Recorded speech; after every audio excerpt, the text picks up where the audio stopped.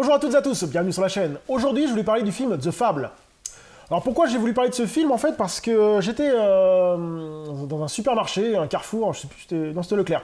Au Leclerc, et je regardais un peu les nouveautés manga et j'ai vu un manga qui s'appelait The Fable. J'ai commencé à le feuilleter et tout, j'ai trouvé ça vraiment sympa. On en est rendu au tome 6 ou 7, je sais plus, 6 je crois.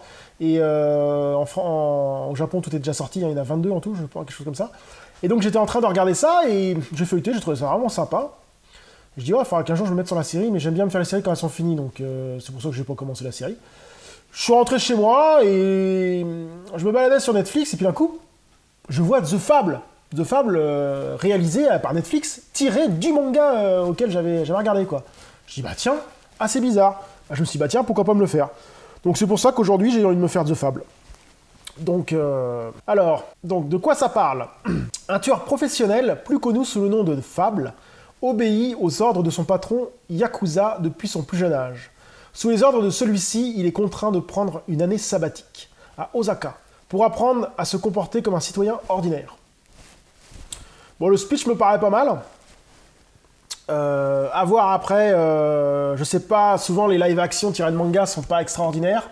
Moi, je ne connais pas le manga, hein, je suis vierge de ce manga, donc je sais pas du tout, j'aurais pas d'a priori là-dessus. Donc c'est pour ça que je me dis, bah pourquoi pas aller voir ça, et les images me rangent bien, non franchement, c'est parti pour se tenter The Fable.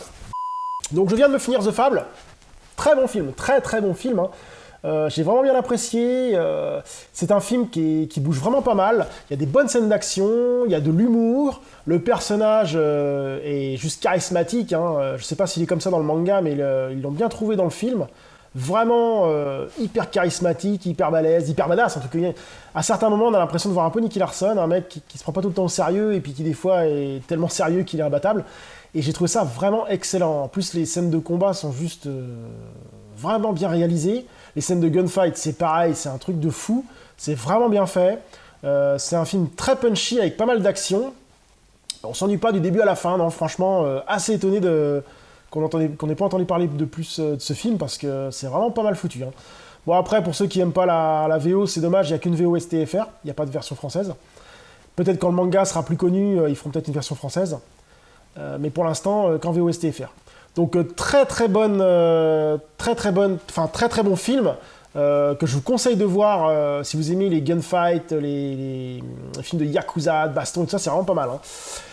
Et j'étais encore sur Netflix et je me suis aperçu qu'il y avait un deuxième qui se nomme The Fable, The Killer Who Doesn't Kill. Bah, je pense que je vais me l'enchaîner. Ce que je vais faire, je vais me l'enchaîner et je vais faire une petite vidéo juste après. Je vais sortir double vidéo ce soir pour voir les deux films en fait. Donc je coupe et je reviens.